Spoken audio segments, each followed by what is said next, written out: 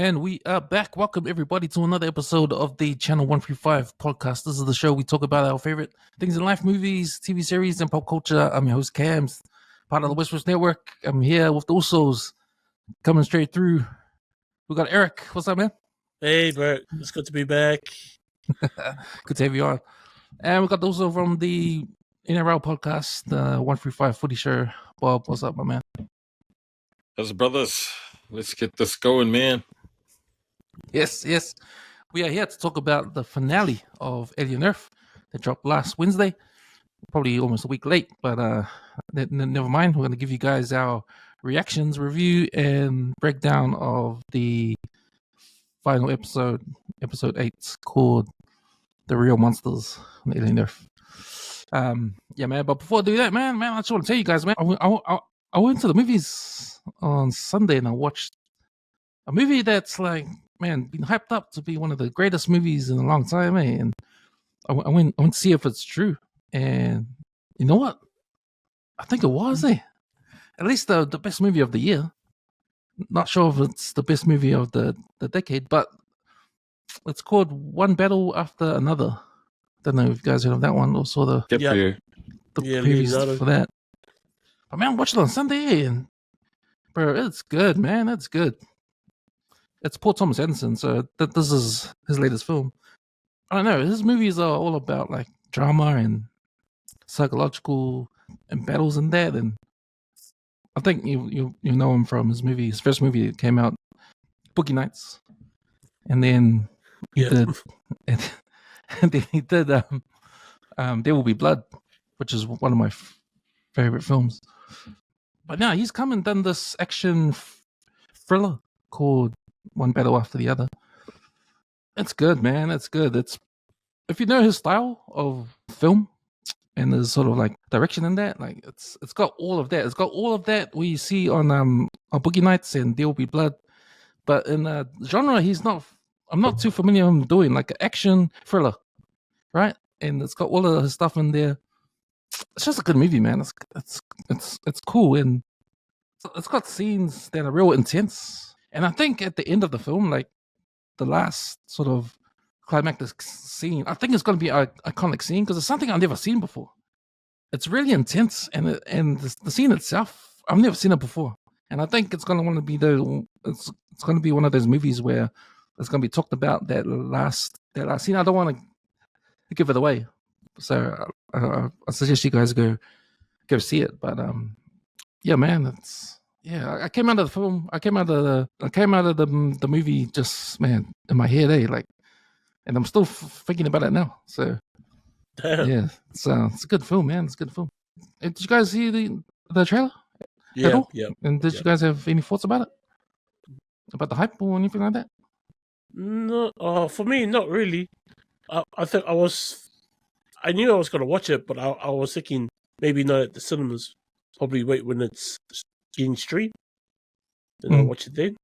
So I wasn't in no rush to watch it, but it looks like it looks like a movie that will take a lot of my brain power. So I need to take my time with it.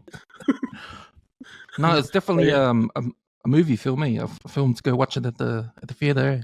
There's no CGI at all, I heard. It's like it plays out like a cat and mouse kind of film, but it's relatable too. So some of the content in the film relates to what's going on in America right now, especially with the immigration stuff that's going on there. So it's sort of based around that, and it's got sort of like the Illuminati against the left wing, the Antifa. Oh shit! How's DiCaprio in it? He's good. Yeah, he's good. But I think for me, it was the bad guy. It's Sean Penn. So he plays the bad guy. I thought he was really good in this. Yeah. But yeah, man, there's a lot of action. There's I don't want to explain too much because I don't want to give the film away. But it's a really good movie, man. Watch it now. I give it 4.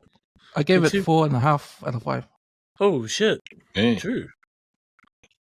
Must be good. Yeah, I gave it 4.5 out of 5. But it might, over the years, it might go up to a 5. Yeah. I think it's one of those films you gotta let it marinate. and then watch it over again.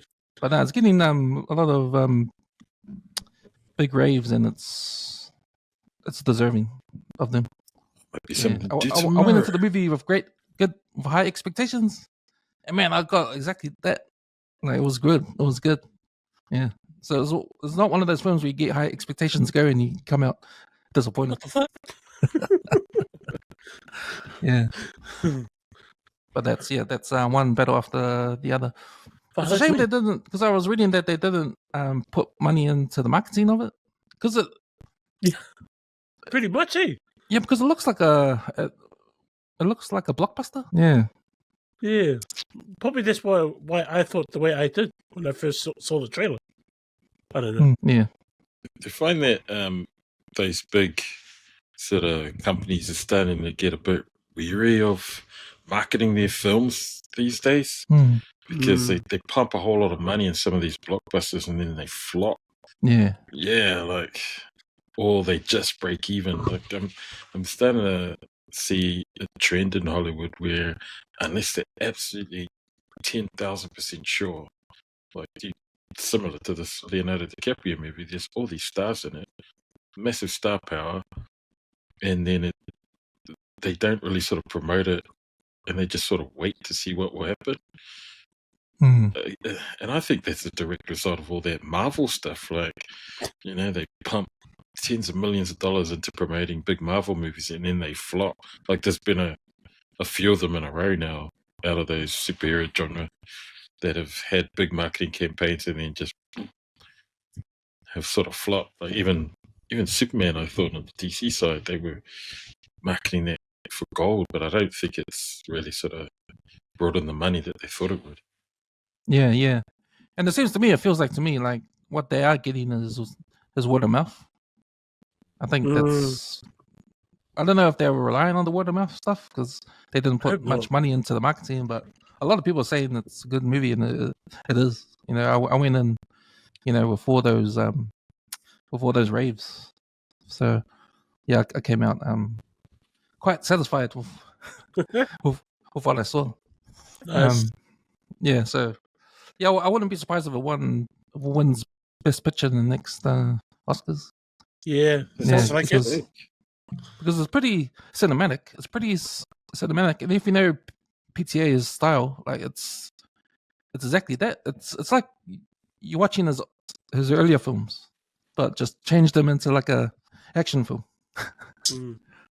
Sweet. And on that, we'll get into our review of Alien Earth. So, yep, I'm about to do the spoiler alert. So, if you guys have not watched it, I suggest you stop this podcast right now. Go watch episode 8, Real Monsters, Alien Earth. Come back and listen to us break it down. We will do the channel 1 through 5 recap. Spoiler alert! Spoiler alert! Spoiler alert! Spoiler alert! All right.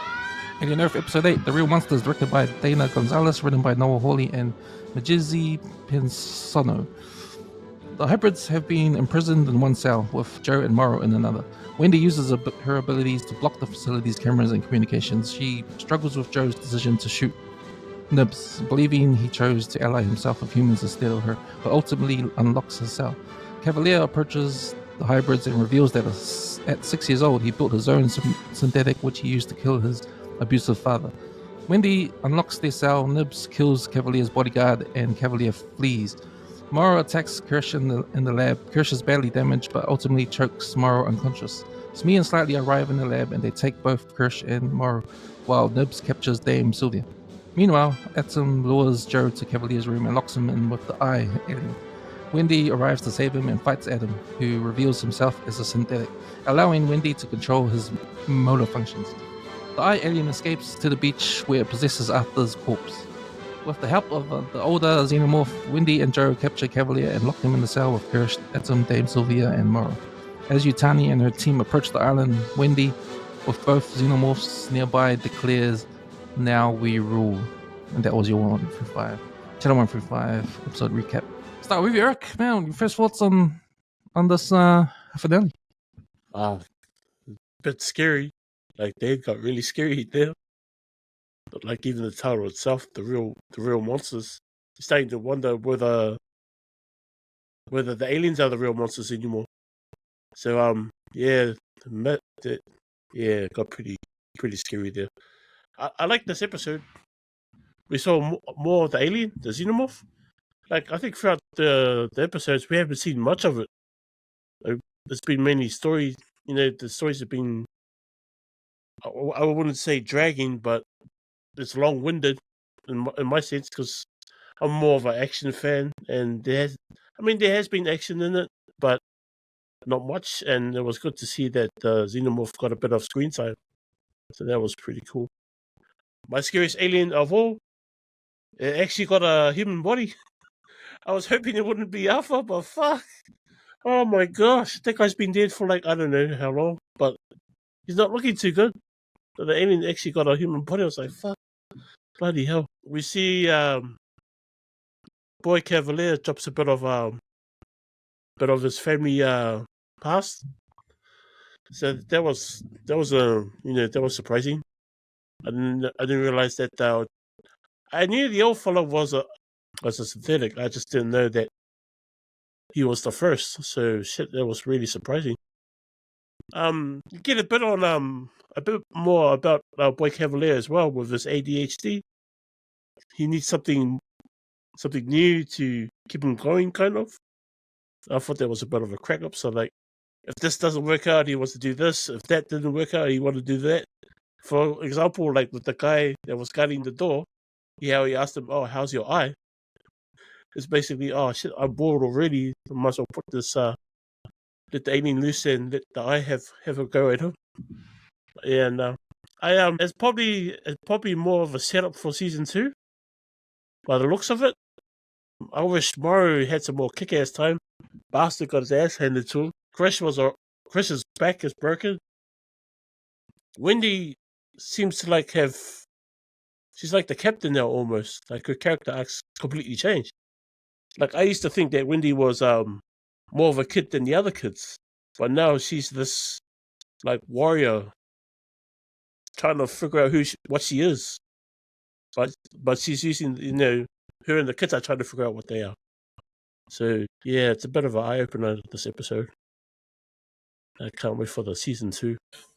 My initial thoughts after watching it was they better greenlight a season 2, man, because there's so much shit that was left unresolved. And I'm like, season 2 hasn't even been confirmed. So, I hope season 1 has done well enough for them to think, oh yeah, let's invest in a season 2, because man, there's so much shit that they need to tie off. One of the takeaways I thought from it after watching it, I had to go back and sort of rewatch it again. But you know how franchises and they go back and do prequels and things, like you've seen this happen with Star Wars, and this is a prequel pretty much to the Alien universe. My big elephant in the room is, man, why ain't there no other synthetic hybrids like Wendy around in the alien stuff that we've got? Has someone gone and just retrospectively added Wendy, she's got these freaking telekinetic powers and can communicate with xenomorphs, and I was like, man, that's that shit we ain't never seen in the Alien franchise before, right? So now we have her. She was the scariest one, I thought, in the whole episode. Like, the way she was sort of just manipulating the cameras, and what are we? We're ghosts. Let's go and haunt the shit out of Dame Sylvia with all of those old videos. And she's like got these like guilty conscience because, at the worst, all you've done is murder children, right? If that's, if we're not successfully, transitioning of those consciousness to these synthetic bodies, all you've done is murder 6 kids. So she's got massive guilt about that. You see her visit the graves, you see her try and put flowers and stuff, almost get killed by a xenomorph. And why do people not flinch when that shit is dribbling all over your face?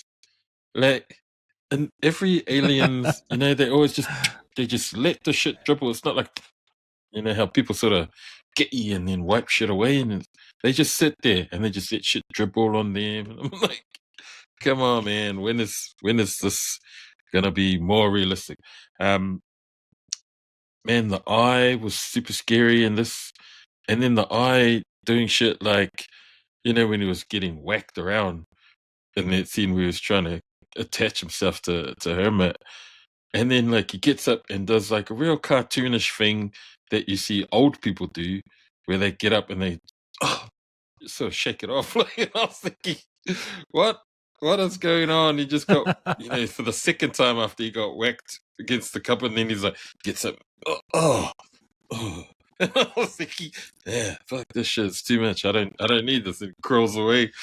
I thought that was real cartoonish, that sort of that part when that sort of happened. But it confirmed a lot of things. It confirmed that Kirsch could actually throw hands, man. Like, he wasn't just all talk. He took Morrow on pretending, and then he had a gun ready already. Morrow thought he was gonna sneak up on him and get the drop. Nah, didn't happen that way. You also got confirmation that Boy Cavalier's a drop nuts. He's all tough talk, man, but as soon as Wendy's like, oh yeah, opens the door, the look of fear that came across his face, like, oh, you go. So what was that story? Yeah, tell us. What was the story? There was a massive shift in dynamics, how Wendy was talking about, we've been afraid of these guys, but maybe they should be scared of us. And when she said that line, I was like, oh, hell no. These humans on this island, they don't know what they're waking up within these synthetics. And it's even worse with Wendy, because she's got like the xenomorph language on lock, and she's controlling that xenomorph. Just, it's weird. And that's something that I feel needs a bit of explanation. I know they've kind of sort of sci-fi glossed over it. Like, you don't need too much explanation. Just know that this happens, and now she can communicate with the xenomorph, and it's part of our plot now. And don't ask too many questions, because I know you haven't ever seen anything like this in any of the other alien stuff that you've watched in history. But just be happy that this happens now. Yeah, I thought the xenomorph, if it really wanted, it could have killed every soldier by now. Like, how does it show taking out the Yutani mercenaries like nothing, 5 or 6 of them, and then it runs away when 4 of those guys come down to save Dame Sylvia? I'm like, come on, man. It's like, and then it shows it again, ripping up people, 2 guys, and then there's that narration by is it Adam? His narration about how no, it was Kirsch. We need more people, because the security forces are getting killed. We're running out of manpower.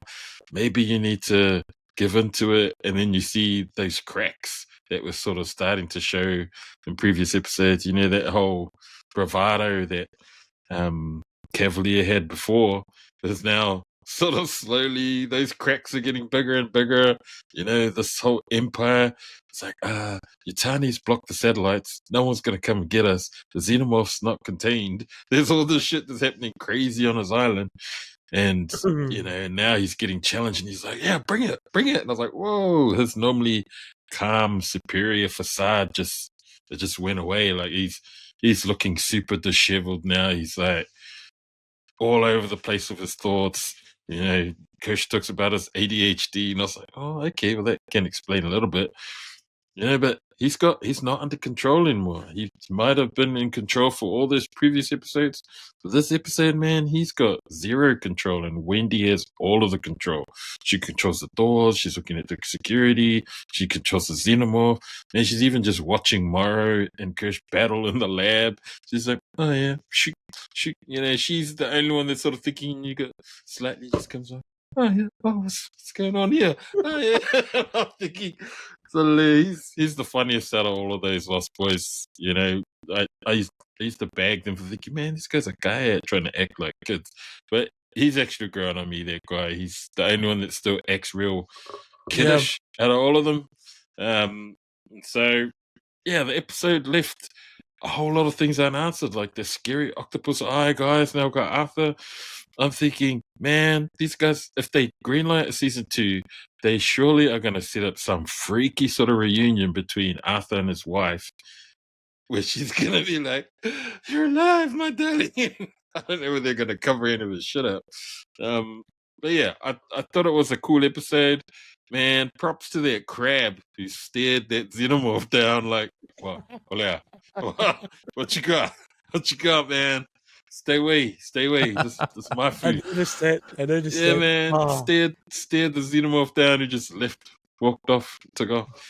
Yeah, but again, like they need a green light of season 2 because there's just so much that I'd like to see resolved. I'd like to see what sort of happened. But this kind of confirmed for me now why there's no Prodigy in current Alien, or never ever mentioned Prodigy in all the current Aliens universe. Like, I ain't never heard of Prodigy into Alien Earth, but now I can see why that shit's probably not there anymore, because that guy was too overconfident. We talked about his high intelligence, thinks he knows everything but can't see the shit that's just happening right underneath his eyes. So and that played out in this last episode, like his superior intelligence, but just had zero awareness of what was happening underneath him. Just thought he had all his bases covered, thought everything was all good, depended too much on his synthetics like Kirsch, like Adam. And then that guy just stopped. I was like, so it confirmed that guy was a synthetic. Like, he acted like one during the series, but I never really knew that he was really one, because he kind of showed a little bit more emotion, I thought, at times, more than Kirsch, who you knew was a synth. And I was like, oh, that guy's pretty close with Boy Cavalier. And then they explained why. He's like, I built him when I was 6, and then he became my new dad. So, but yeah, all around, I thought it was a decent episode to end the series with, but it just left you with just too much unanswered. So yeah, bring on season 2, please. We need to see what happens. please. Yeah, I had mixed feelings with this episode, just the same as I did the penultimate episode. And yeah, you're right. Like, this episode played out like another penultimate episode, because we never got to see the conclusion of most of these main characters, right? So I expected some storylines to end. I expected Boy Cavalier to die, maybe, or to I actually thought he was going die. to. I thought he was going to die. Like, how he's going to die. Probably the thing that I thought was pretty cool was the fight scene between Kirsch and Morrow, because that was building up since a couple of episodes now, and we needed to see that fight, right? We didn't see the Kiowa and Kiana fight on Chief of War, but we did see the Morrow and Kirsch fight, even though it didn't last that long. So I thought that was cool. But yeah, man, I just had, like, on this episode itself, I thought it had some cool things in it. When every time the xenomorph showed up, I thought that was cool. Like, when the xenomorph confronted Dame Sylvia at the cemetery. And you're right, there's some unexplained stuff. Like, they shot him in the head. Where was the acid blood? Like, no acid blood. So he runs off, right? And you're right, he runs off. He doesn't attack. But yeah, I thought the scenes of the xenomorph were pretty cool. As far as the story goes, with closing things off, it didn't even really do that, It just sort of, and you're right, Eric, it sets up for season 2, which I wasn't really expecting. I thought, there was going to be some ends to some of the plot lines, but it just tells me that there's still more story to tell with these characters, right? So they've obviously got something planned. I mean, even Yutani, her forces were showing up. We didn't see what happens after that. So when I think about the series as a whole, to me it looks like a chapter 1.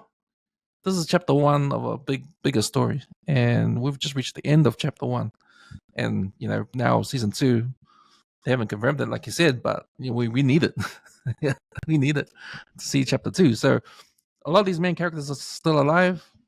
Looks like they will be playing out in season 2, because they've just locked the bad guys in the prison. So there's a swap in the beginning of the episode. We see the synthetics in that cell. In the episode, it swaps, so we see the Prodigy and everyone outside in the cell, right? Yeah, I thought it was interesting when Wendy, because now Wendy has the power, so she picks and chooses who she thinks are worthy to be on her side. She's iffy about her brother because her brother attacked Nibs, right? She eventually remembers some stuff and she gives in, and now her brother's on their side. I felt sorry for Dame Sylvia because the only reason why she's bad in Sal at the end of the series is because of her what she did to Nibs, right? That's the only bad thing she sort of has done in the whole series, right? So she doesn't get a pass for that one thing she gets wrong. She manipulates Nibs. She erases her memory. That one little thing makes her be in the same cell as all the rest. So there's that. But again, these characters are still alive. Cavalier's still alive. Dame Sylvia's still alive. Man, Arthur's coming back, still alive. So, there's a lot. These guys know there's a lot. They've got a lot more story to tell, and that's interesting, but also disappointing because we don't know what. It took us on this journey to get to this point, and there's still more story to tell. So it's an 8-episode series.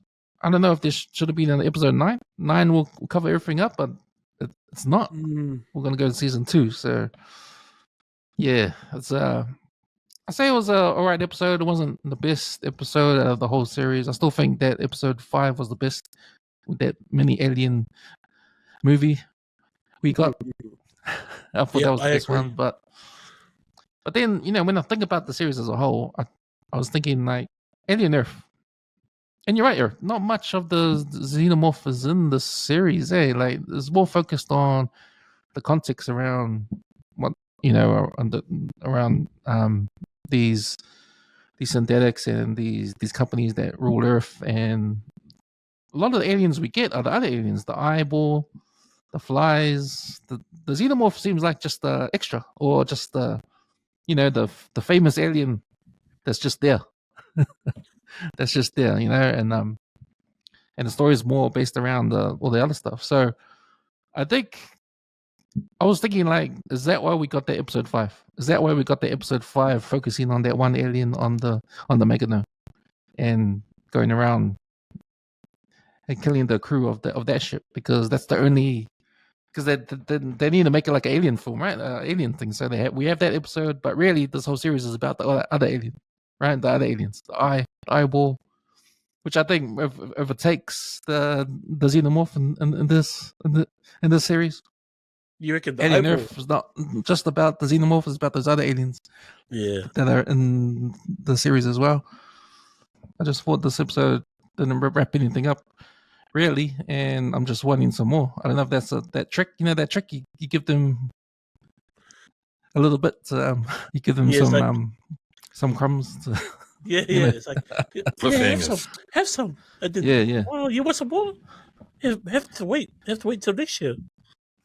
Yeah, it's like remember when we used to buy CDs of albums back in the day, and remember back in the 80s, when you buy an album, the songs were like going up to 15, up to 20, and then in the 90s, the track list goes to 10 to 8, and you don't get much songs. It's like that. You're left with 8 songs, and hey, man, we're gonna wait for the next album. So it's kind of like that. 2 years away. Yeah, I can imagine.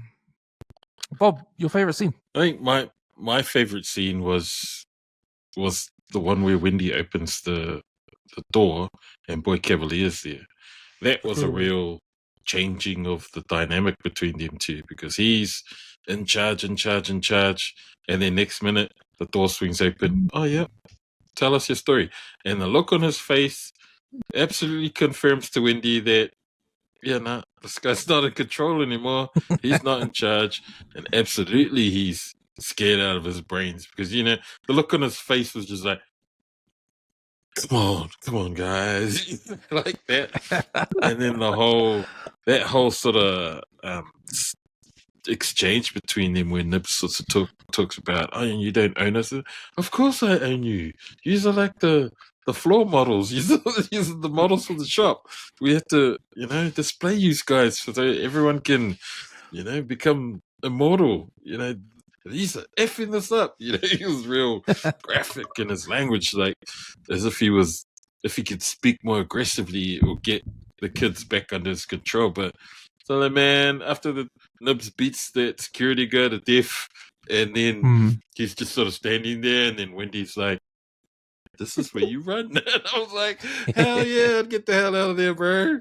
And then he sort of turns around with this real crazy look, like, and then like the two guys slightly in there, they're like, Yeah. so, yeah, let's just run. No, hide and seek. Let him hide first, and then we'll go find him. I was thinking, far out. That in itself. If those synthetic hybrids were, if they were bad intentioned, so it could have been so much worse for all of those Prodigy guys. If Wendy was a little bit crazier, you know, if she erred on the side of, nah, stuff these humans, man. Let's just take them all out. Yeah, it's just going to be us and the aliens. You know, she could have destroyed everyone on their island. But, you know, they're still sort of learning. They're still sort of figuring out what to do. So for me, my favorite scene was just that scene where the dynamic changed. The power dynamic changed. It was, you know, Boy Cavalier walking in there, strutting around like he was, you know, oh, children, oh, water, and then tink, the door's open, and it's like, okay. So, yeah, that for me, the switch of the power dynamic, which was a massive thing for the show, and it really sort of set it up for season 2, where the synthetics are now, you know, they're becoming more aware of their ability to be way more than what these human creators wanted them to be. So that was pretty scary, I thought, you know, for these, like they are just artificial intelligence, right? Even though they're human consciousness, they're programmed AI to think that they're human consciousness. So even though, you know, the human consciousness has come over from the human child that passed away, but I'm like, yeah, did it really, or did you just program an AI to believe that it was the consciousness of that child? Weirdo. Yeah, that's the whole thing for me. I was like, man, it's just numbers and technology. Like I don't think the consciousness really transferred, you know, like Avatar styles. You know, that's a real transfer where it went straight into another Avatar body. But you know, because that's all biological. These things are synthetic. That went from one biological human person to another biological alien creature. You know, so this was like biological to a technological transfer. But did it really transfer, or is it just AI that believes that it's the consciousness of these kids? Yeah. But that scene for me was I thought the most dramatic change in that power dynamic for me. Yeah, I liked how they had the lights going off and on. And that part where Cavalier's going down the corridor, and then when he goes, yeah, the hide and seek, and you see slightly at the back going like this. He was like doing that little like devil kind of thing. I was like, they made it extra scary. Like, oh damn. Yeah, when you're talking about the consciousness going into the synthetic, and if that's real or not, of AI and all that kind of stuff, it reminds me of the teleportation problem. Did you guys hear of that? So you know when you teleport, like on Star Trek, they teleport all the time. How it works is that your molecular structure in your body at atom level breaks up and gets sent to another place, and then builds you up again. So when you think about it, you're dead. You're dead when you first get teleported because you've been chopped up into little pieces at atom level, and then sent to a place and put you back together again. So every time you teleport, you're dying. So how do you know it's you on the other side? Because you're dead, and then you come back. Oh, you know. So. Man. Oh man, somebody's at the steering wheel. Somebody else is at the steering wheel. Oh my gosh, sounds like drugs. So I was thinking about how the humans, right? So the humans of Prodigy, you know, they're humans. So it's a lot of the themes that come out of this is control, right? It's the control of these synthetics, the control of these kids. These kids go through thinking that they're like part of experiment, right? And they have to bow down to the rules, bow down to the humans that are, the scientists that are helping them out, or they think they're helping them out. They can't do anything. They just have to go obey the rules, obey the humans, right? Not realizing that they don't have to.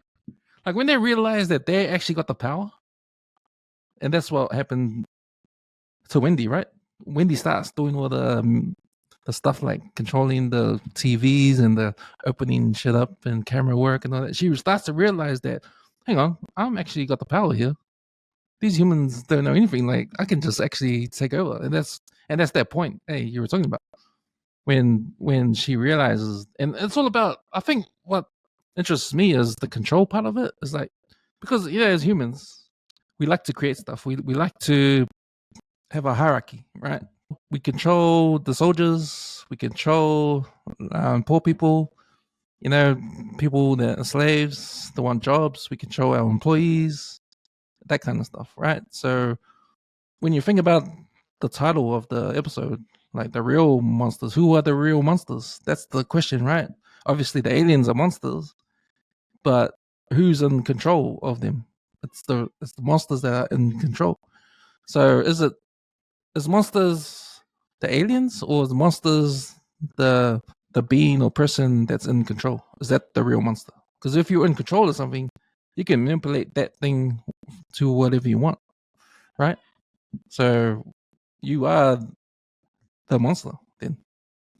The one that's in control. Yeah, the one that's in control. So,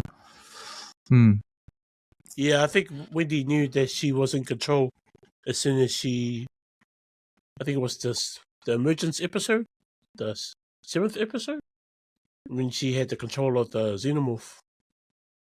I think she was slowly figuring it out until finally in this episode it really became clear. And that scene when I don't know if it's this scene in this episode or the last episode when she talks to her brother, she tells him that the xenomorphs are honest. Yeah. Oh yeah. The xenomorphs are honest. And remember we talked about the last podcast how we said, man, these xenomorphs, all they do is they create, make babies, and eat, kill, and sleep, and make more. That's all they do. So in Wendy's eyes, they're honest because you get what you get. They're gonna do what they're gonna do. They're not gonna trick you. They're not gonna do anything else. Reproduce. And that's why she relates to the aliens, right? Because the humans are the ones that are trying to grab them, study them, use them to evolve the human race or whatever they want to do. Yeah, just like you were saying early on in episodes, that like it's these companies are trying to figure out how to live forever. So they're using these synthetics, trying to get the conscience into these synthetics, the hybrids and that, and all these companies are in the race for that.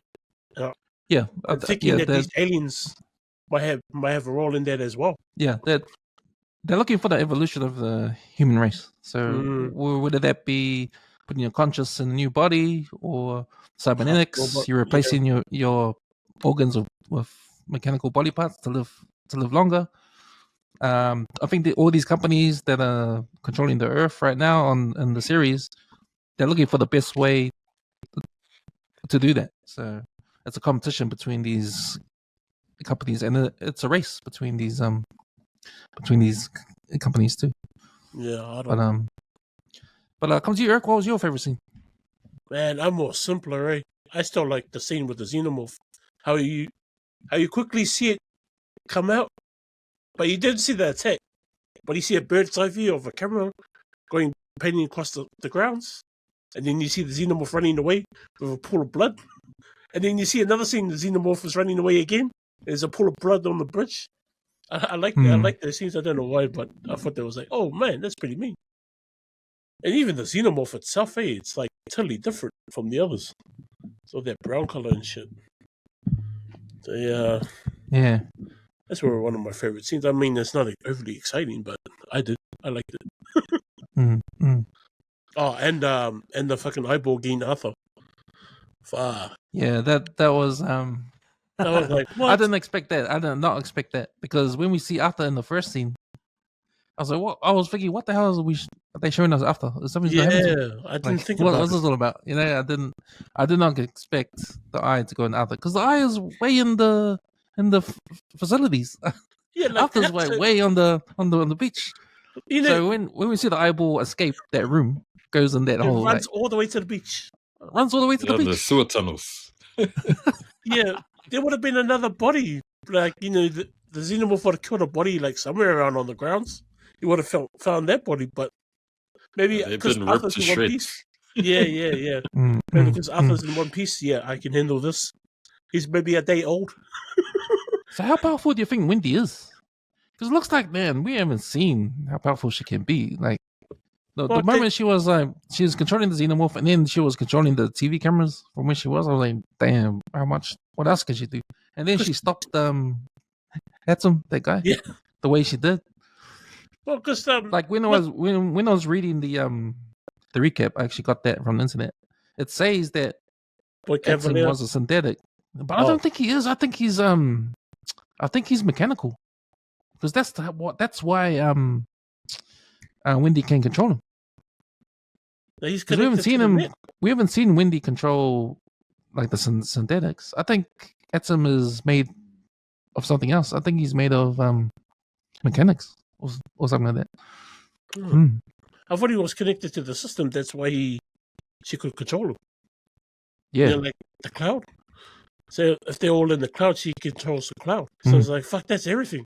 Your TV, your phone. Bro. If she can do that, and if she can do that there on that island alone, imagine what she'll be like in the main population. Bro, she can shut it down. So I was like, fuck.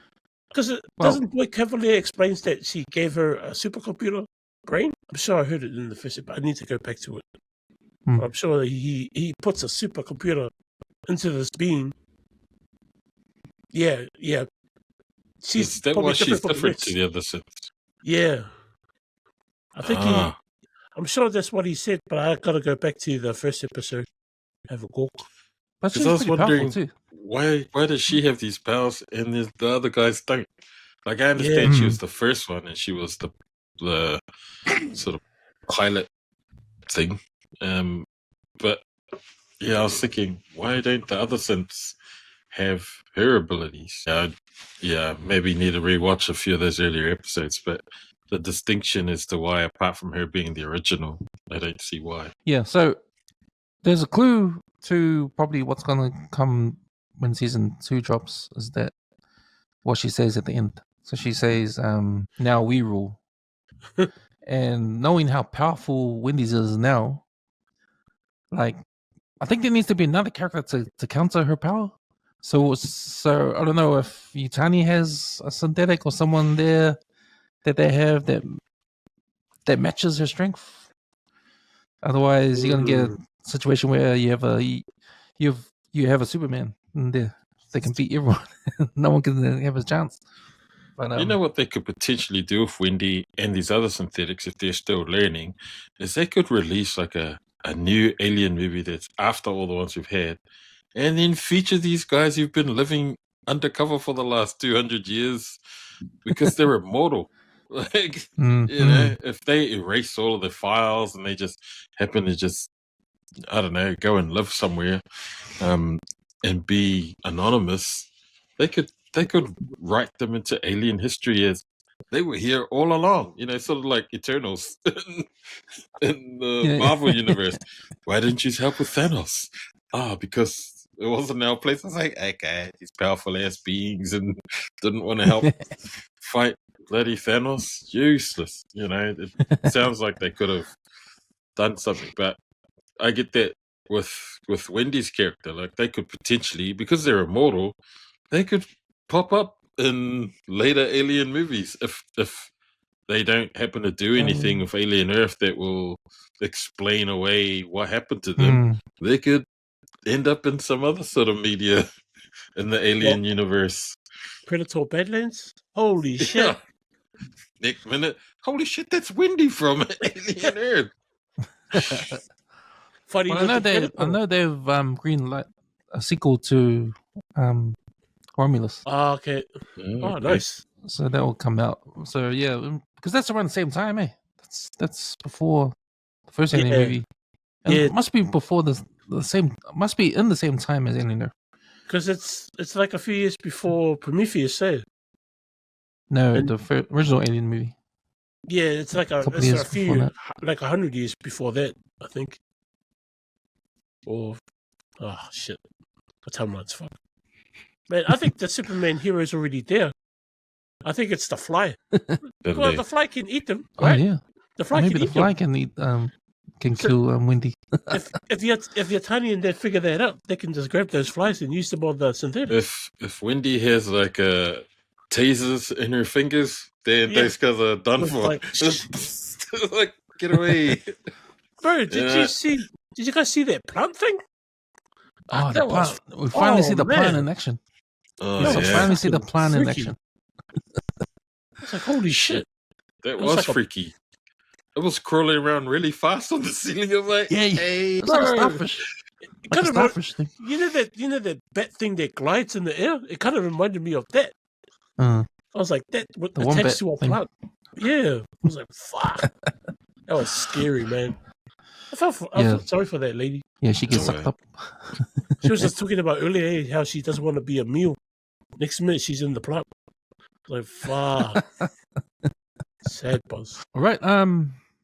Yeah, man. Let's talk about. I just want to get your thoughts on the season as a whole. Start with you, Eric. Season as a whole. Ooh. Because this is the Yeah. first time we've got Alien as a TV series. Yeah, that's the first time. Even that, it's not even like how we've been saying. It's not even pretty much about or it is kind of, but it's like the xenomorph is like on the side. It kind of reminds me of Walking Dead, where the zombies are like not the main part of the story, but it's the characters. It's a bit like that. Like the xenomorph's not the main character anymore. Okay, so because it's like that, is it cool? Yeah, I think what made it cool is the storyline. I think the storyline made it cool. Like, you know, how they got this idea of these companies running Earth and that, and they all this real estate in our solar system. So I think that kind of story is pretty awesome. But it's like that overshadows the whole. Like, this is an Alien franchise, right? It's a horror kind of thing. But it looks like the story overshadows all of that kind of thing to me a bit. I mean, I don't mind it. It's pretty good. It's you know, good storytelling. But like if it's up there with the other Aliens, I think this is like probably not even in my top 3. I think it needed to be. I think it needs to be a story about other than the Alien, because you're talking about 8 episodes. You're talking about 8 hours of 8 hours here. So you can't have 8 hours of just an Alien movie.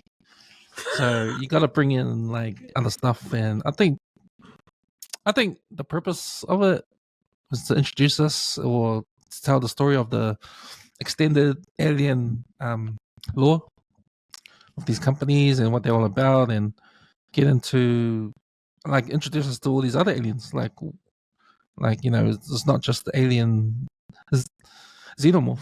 That's the star of the show, sort of thing. He's there, but there's other things to tell. So I think that's all. I think that's the only thing you could do.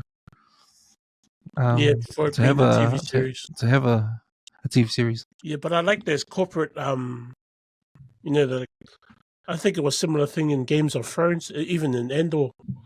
They kind of have that kind of corporate feeling to it. I like those kind of corporate stories, and how that it kind of like there's a thing to the story where these characters are trying to, you know, get this, get that kind of thing at a price. It's kind of in that same kind of thing, and it's cool. I like it, but yeah, I'm old school. Simplicity. Yeah, that was probably one of the biggest things, is the introduction of all those other aliens, right? So this is Alien Earth. You come into the series thinking that this is just going to be about the xenomorph and how they're going to expand the universe and what are they going to do that's different to everything else aliens that we've sort of had already. And just introducing other alien species was was a big, massive change. Like they've never talked about any other aliens existing in the alien universe before. Like, they've gone to try and find the origin of man and of where did the xenomorphs come from and all of that sort of stuff. But they've never really sort of shown other aliens. Like they've shown those, I forget what they're called now, those big, massive white bald dudes that, apparently humans are part of their DNA that they sort of created, but then they were like, that was made by mistake. Let's just destroy it now with the virus. And then Engineers. engineers. So those are the other sort of alien creatures that we've seen. But, that whole lore that Ridley Scott sort of wrote in to try and say we were humans, a result of a part of their DNA structure that they sort of left behind, and blah blah blah. We were actually meant to be destroyed by this virus, and it never got released because they crashed and died. All that sort of stuff that happened. But you never saw any other alien species, and so the big point of difference for me in Alien Earth TV series is these other aliens that add a really different dynamic to the whole series, because you got some of them that kind of just real passive, that don't do anything. They're just freaking scary in the cells that they are, like the flies that spit out acid. They all get their sort of moment though. You saw the plant get its moment at the end. We're just wondering, does that plant do anything? Because the synthetics are sort of walking back and forth past it in the hallway during that whole scene, but you're kind of like, and then you see it. Oh, okay, maybe it's just like the face huggers. It doesn't really react until there's something that it can eat, and then you see the flies that eat all of that technology and steel and shit, and Isaac getting his, face sort of eaten, half eaten, and then you've got those crazy sort of bugs and stuff. Were they different? Those slug things did they become the flies, or were they a different alien that Those ate ticks, those soldiers? yeah. Yeah, I'm They not were- The sure. blood, They the were blood gross, ticks or bro. whatever. Yeah, Yeah, whatever I they like were, they were the creepiest Oh. for me, because they were the smallest, and you couldn't really sort of see where they were, and Yeah. that was gross. And then episode 5, where you saw them inside the water, where that thing just came in and squirted Yeah. in the water, and Yeah. the guy drank it, and they all just came exploding out of it. I was like, hey, that's gross. All the aliens kind of got their moment to shine during the series, and the xenomorph, you kind of already knew what the xenomorph was about, and you knew that it had acid, you knew that it would just rip shit up, but then they add Wendy into the mix, who can communicate and talk with the xenomorph, and so that adds a massive new dimension to what we already know about xenomorphs. They're normally just scary, acid drooling, don't really talk much. They just growl a lot and hiss, growl and hiss. And now all of a sudden they've got this like super freaking technical ass language that only a supercomputer can understand and can communicate with. So, there's lots that's been introduced. Some of it you probably sort of expected. The episode 5, was a great homage to the original Alien movie, I thought. But yeah, just all this other stuff that's new. And it's kind of like I was talking about with Star Wars, you don't want to go into something that's already established lore, it's established canon, and then go and change shit up for like future movies to say that this existed back before. Yeah, I'd rather they do stuff like how Star Trek did Enterprise, and they were trying to introduce where we got like holodeck technology from, where they got the stuff that makes food from, like that technology is all borrowed from other aliens, and they didn't have all this technology. Cloaking technology belonged to someone else, and then the Klingons came and took it away, and now they've got it. I want them to sort of explain like that, which they sort of did, but then they introduced a whole lot of other shit that I've never seen in Aliens before. And so now I'm like, hey, cool for storytelling, but you got to explain some of that stuff away, because, all of a sudden now there's 5 companies when We've only ever known Weyland Yutani the whole time, and it's not even Weyland Yutani; they're just Yutani. So it's like, well, how did they become Weyland Yutani later on?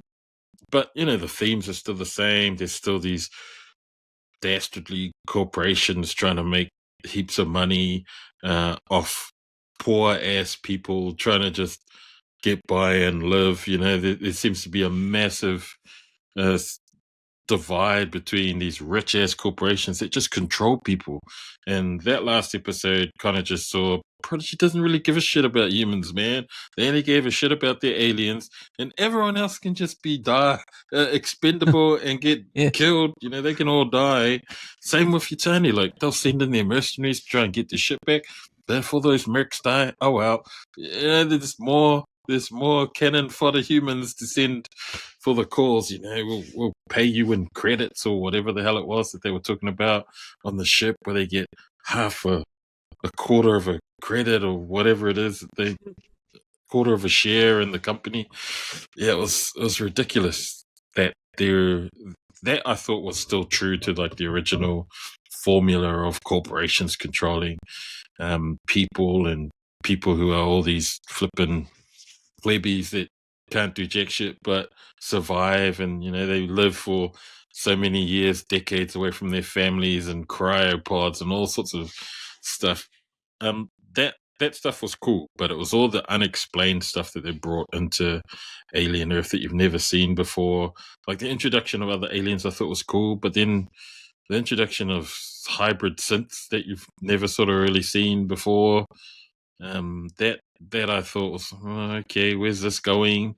I've seen the Winona Ryder synthetic in Alien 4, where it's like, oh yeah, she sort of had a little bit of humanity about her, but not really. She was probably the first one that had a little bit of humanity, whereas all the other synthetics, outside of Bishop maybe, have had some sort of empathy towards humans. All the other synthetics have just been all about the job, just do this and get the aliens back to Earth. Yeah, the TV series as a whole, I enjoyed it because I like sci-fi and I love the Aliens franchise. But yeah, it fell a bit flat because there was more left unanswered at the end of that, and the whole retake over is like, that's super ominous, man. Are they setting it up for what happens if there's no green light for season 2 because season 1 didn't go so well? Then it's like, why did I invest all this time into watching this stuff? And then next minute it gets Cancelled. it's cancelled. It's not canon. They're gonna hard out flipping retro the whole Alien Earth thing, and it's not really part of Alien canon, So I hope it doesn't, because there's a lot of potential in these hybrids moving forward in the Alien universe.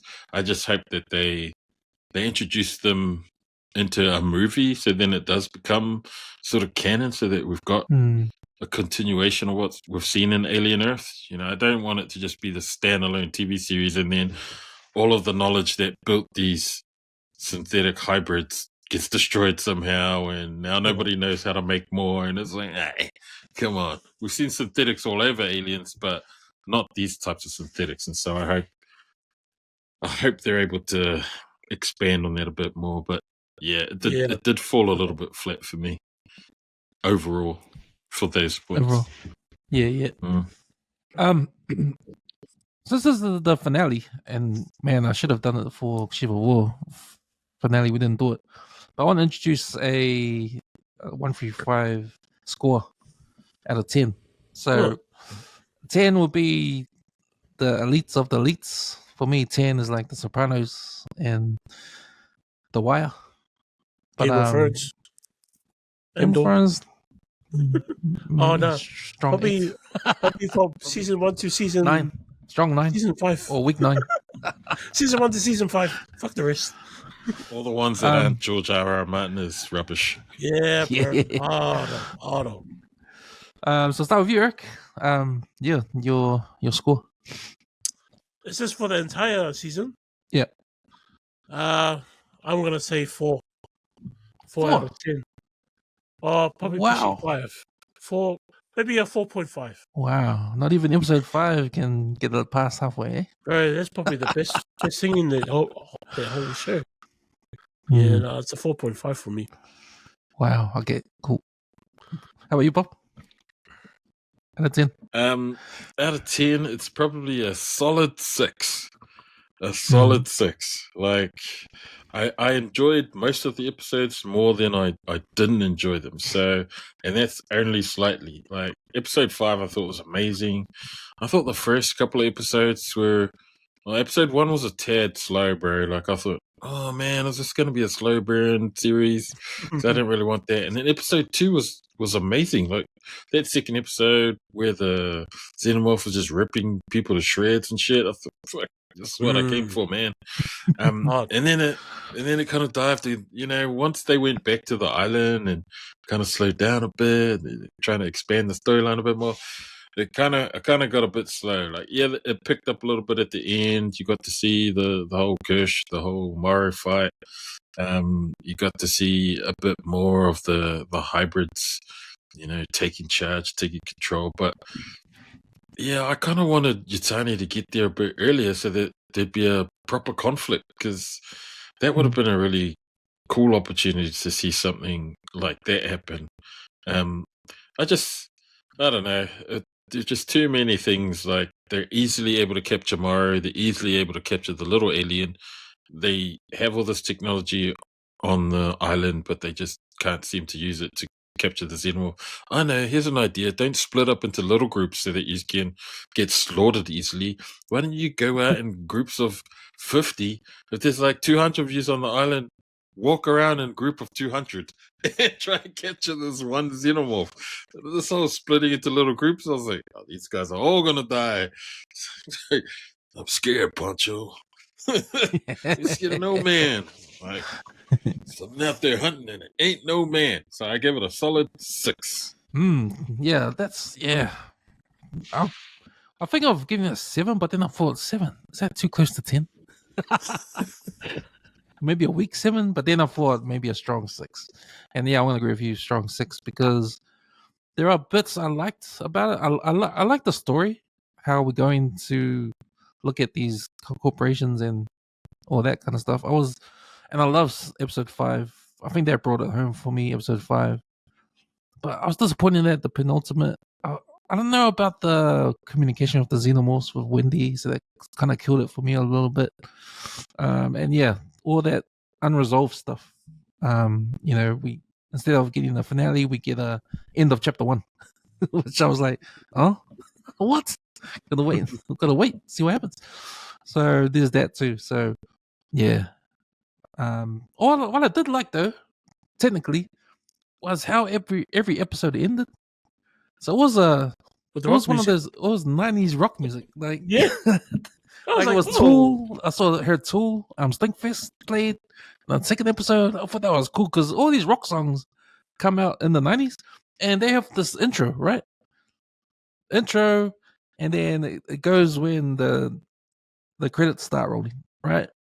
And a good example was the penultimate. Was it? No, it was episode 6. What was the episode when they were got attacked at the boat? That's 6A. Yeah. Episode 6. Yeah. So the last song on that was Queens of the Stone Age, the song for the Deaf. Man, I love that song, man. And when that came on, when it started to come on, I was like, ooh, they didn't play the song for the Deaf, Queens of the Stone Age. That song rocks, man. And man, it matched that whole scene at the end when the last thing is before the credits roll was when Wendy screams at her brother. What did you do? What did you do?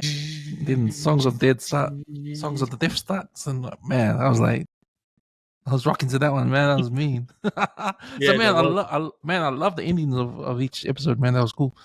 So yeah, man, strong 6 for me. Strong 6. Sweet boys. I think that's us. That's us for the finale of Aliens Earth. Thanks for jumping on and sharing your love for sci-fi and talking about Alien Earth.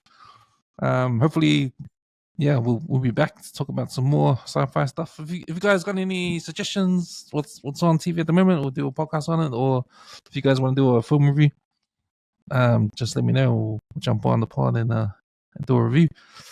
Yo. Thanks, Eric. Thanks, Bob. Thank you, Cameron. That's us, Channel 1 through 5. See you guys next time. All right. Have a good week. Yeah. Bye. So. Latest.